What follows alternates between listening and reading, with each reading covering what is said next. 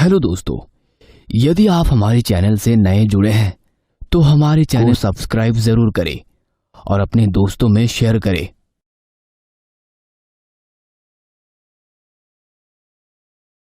आज college practical exam थी। इस कारण कॉलेज से लौटते वक्त मुकुंद को बहुत देर हो गई थी। जल्दी जल्दी कदम बढ़ाते हुए वो बस स्टॉप की तरफ बढ़ने लगा, मगर शहर से गांव की ओर जाने वाली बस जा चुकी थी। मुकुंद का मूड थोड़ा खराब हो गया था, मगर फिर उसने सोचा प्रैक्टिकल तो अच्छा गया, यदि कोई साधन नहीं मिला तो रात को शहर में ही रुक जाऊंगा। घर में फोन लगाकर उसने बस के मिस होने की बात बता दी थी। कुछ देर बस स्टॉप पर खड़े खड़े वो किसी साधन के आने का इंतजार कर रहा था। काफी देर तक खड़े रहने के बावजूद उसे कोई साधन नहीं मिला, तो वो हताश होकर एक होटल से अपने लिए खाना पैक करवाया और बस स्टैंड में ही किसी लॉज में कमरे की तलाश करने लगा। एक लॉज के बाहर फटे पुराने कपड़े पहना हुआ एक भिखारी की तरह व्यक्ति बैठा हुआ था।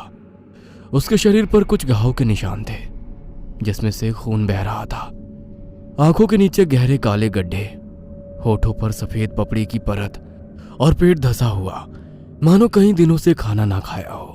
मुकुंद ने हिरासत की नजर से उसकी ओर देखा, मगर वो उसे देखकर मुस्कुराने लगा और अपने हाथों के इशारों से उसे अपने करीब बुलाया। मुकुंद ने एक बार तो उसे नजरअंदाज कर दिया। उसे लगा उसके हाथ में जो खाना है वो लेने के लिए वो उसे बुला रहा है, मगर उसने दोबारा मुकुंद को उसके नाम से बुलाया। मुकुंद, गांव जाने वाली बस निकल गई। उसके मुंह से अपना नाम सुनकर मुकुंद हैरान हो गया कि उसे इसका नाम कैसे पता। मुकुंद की शक्ल देखकर भिखारी जोर से हंसने लगा। मुकुंद, मुझे खाना नहीं चाहिए। अब मुकुंद हैरान था कि उसने उसके मन की बात कैसे जान ली। रोजाना तुम्हें यहाँ से आते जाते देखता हूँ। इस बस स्टैंड पर ना जाने कितने ही लोग आते जाते हैं, मगर ना जाने क्यों तुमसे एक अलग लगाव सा हो गया है। मुकुंद को भी उसकी बातों में ना जाने कैसा अपनापन सा लगा कि वो उसकी तरफ खींचा चला गया। आज ही गांव जाना चाहते हो? उसकी बात सुनकर मुकुंद ने हाँ में सर हिला दिया। अभी 10 बजे हैं। 11 बजे एक बस हर रात यहाँ से निकलती है। वैसे तो उसका स्टॉप ये नहीं है, मगर मैं तुम्हारे लिए उसे रोक दूंगा। मगर मुझे तो ऐसी किसी बस के बारे में नहीं पता। बहुत कम लोगों को उस बस के बारे में पता है। ठीक 11 बजे यहाँ पर आ जाना। उसकी बात सुनकर मुकुंद ने सोचा कि 11 बजे भी यहाँ से निकलूंगा तो 1 बजे तक गांव पहुंच जाऊंगा। रात को यहाँ रुकने से कोई मतलब नहीं है। उसने हाँ में गर्दन हिलाई और यात्री प्रतीक्षालय की ओर बढ़ने लगा, जहां पर पहले से ही 3-4 लोग मौजूद थे। थोड़ा सा आगे बढ़ा था कि उसे अपने हाथ में रखे खाने के पैकेट की याद आई। मुझे वैसे तो अभी भूख नहीं है, घर जाकर ही खाना खा लूंगा। क्यों ना खाना उस बुजुर्ग को दे दूं। सोचते हुए मुकुंद पलटकर उस बुजुर्ग की ओर देखने लगा, तो अब वहां पर कोई नहीं था। मुकुंद हैरान था कि इतनी जल्दी कहाँ चले गए। कोई बात नहीं, 11 बजे जब मिलेंगे तब दे दूंगा। ठीक 11 बजे मुकुंद उस बस स्टैंड पर आकर खड़ा हो गया, मगर अभी भी उसे वो बुजुर्ग नजर नहीं आ रहे थे। कुछ देर बाद ही उसे एक बस आती हुई नजर आई, जिस पर गंतव्य स्थान पर उसके गांव हीरापुर का नाम लिखा हुआ था। बस बहुत ही पुरानी सी थी, मगर कोई और साधन ना होने के कारण मुकुंद तुरंत ही बस में चढ़ गया। बस में अजीब सी शांति थी। ऐसा लग रहा था कि बस में बैठे हुए सभी लोग सो रहे हैं। मुकुंद चुपचाप बस में चढ़ा और एक खाली सीट देखकर उस पर बैठ गया। बस चलने लगी और पगडंडी का रास्ता होने के कारण एक धूल सा गुब्बार बस के पीछे छूट गया। बस में बहुत झटके लग रहे थे, मानो बहुत उबड़ खाबड़ सड़क हो। शायद बस पुरानी है, इसी कारण झटके लग रहे हैं, वरना गांव की सड़क तो एकदम अच्छी है। उसके पास की सीट पर एक महिला बैठी हुई थी, जिसने गांव की महिलाओं की तरह परिधान पहने हुए थे। घाघरा, उसके ऊपर ओढ़नी, हाथों में ढेर सारी चूड़ियां और गले में चांदी के बड़े बड़े हार। वो घूंघट ओढ़े हुए थे तो मुकुंद को हंसी आ गई।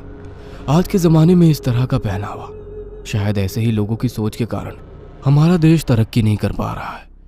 वह खिड़की से बाहर की ओर देखने लगा। ऐसा लग रहा था मानो बस में बर्फ की सीलियां रख दी गई हो।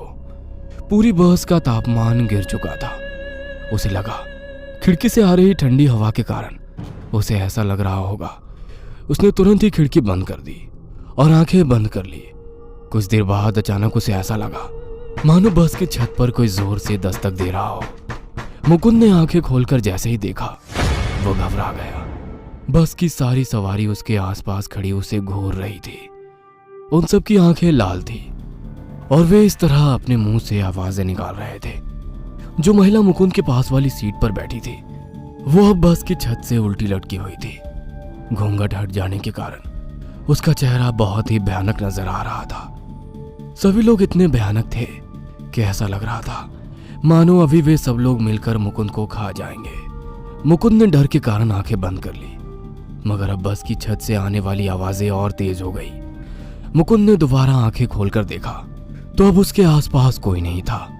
सब अपनी सीट पर ही बैठे हुए थे, मगर उन लोगों को जैसे छत पर से आ रही आवाजों से कोई फर्क नहीं पड़ रहा था। अचानक से बस रुक गई और एक बुजुर्ग उतर गए।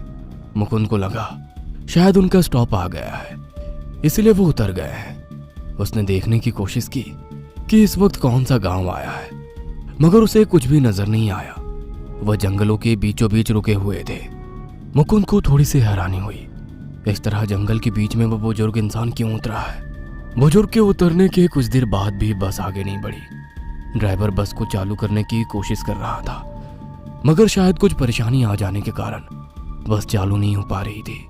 मुकुंद ने जब सरसरी निगाह से ड्राइवर की सीट की ओर देखा तो वहां पर कोई नहीं था। फिर भी बस चालू करने की कोशिश की आवाज आ रही थी। उसके पूरे शरीर में एक झरझराहट सी आ गई। उसने बस में बैठे सभी सहयात्रियों की ओर देखा तो वे लोग वहां पर नहीं थे।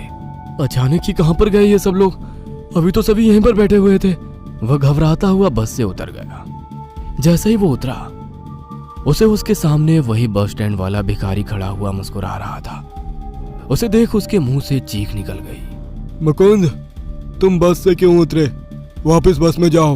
वो बस में कोई नहीं है और आप अचानक से यहाँ पर कैसे आ गए? मेरी छोड़ो, तुमसे जितना कह रहा हूँ उतना करो। वापस बस में बैठ जाओ, वरना तुम हमेशा के लिए इन जंगलों में फंस के रह जाओगे। उस भिखारी के कहने पर जैसे ही मुकुंद उस बस में वापस चढ़ा, सभी लोग बस में ही बैठे हुए थे। वो डरते हुए अपनी सीट पर वापस जाकर बैठ गया और बस चालू हो गई। मुकुंद ने डरते हुए खिड़की से पीछे की ओर देखा तो वो भिखारी जोरों से चीख कर बोला, ये बस जन्म मृत्यु के चक्कर की है। कई लोग इसके बंधन में बंधे हुए हैं। जो इसका सफर अधूरा छोड़ देते हैं, फिर वो लोग भटकते रहते हैं, जैसे कि मैं भटक रहा हूँ। और इस जंगल में और भी कई लोग भटक रहे हैं। मुझे पता था कि हम सबकी मुक्ति तुम्हारे द्वारा ही संभव है। बिना डरे हुए अपना सफर पूरा करो और इस बस का तिलिस्म तोड़ दो। कहते हुए वो बुजुर्ग भिखारी वहां से गायब हो गए। जैसे ही बस चली, बस में बैठे यात्री मुकुंद के आसपास आकर खड़े हो गए। मुकुंद ने डर के कारण आंखें बंद कर ली। अब उसके कानों में अजीब सी आवाज आ रही थी, मानो कोई गहरी सांस ले रहा हो। मुकुंद के मन में अब डर और भी गहरा आ रहा था, मगर कानों में उस भिखारी बुजुर्ग की आवाज गूंज रही थी। उसे इस बस का सफर हर हाल में पूरा करना ही था। अपने आप को इस भूतिया बस के चंगुल से छुड़ाने के साथ साथ अब मुकुंद ने अपना ध्येय बना लिया था। वह पूरी तरह से पसीने में भीग चुका था। डर के कारण उसे कुछ भी समझ में नहीं आ रहा था। बस आंखें बंद किया, वह जल्दी से अपने गांव के आने का इंतजार करने लगा। कुछ देर के बाद चलती हुई बस अचानक से रुक गई। मुकुंद ने डरते हुए आंखें खोली तो हल्का हल्का सुबह का उजाला हो रहा था और वो गांव के बस स्टॉप पर था। पूरी बस खाली थी, उसके भीतर कोई भी मौजूद नहीं था। वो डरते हुए नीचे उतरा तो सामने वही भिखारी खड़ा था। मुकुंद, आज तुम्हारे कारण ये बस और बहुत से लोग मुक्त हो गए हैं। धन्यवाद। उसकी बात सुनकर मुकुंद मुस्कुरा दिया। वो बुजुर्ग उसे आशीर्वाद देते हुए वहां से गायब हो गए। वैसे ही वह बस भी अचानक हवा में गायब हो गई थी। उस दिन के बाद रात के वक्त किसी को भी वह बस नजर नहीं आई।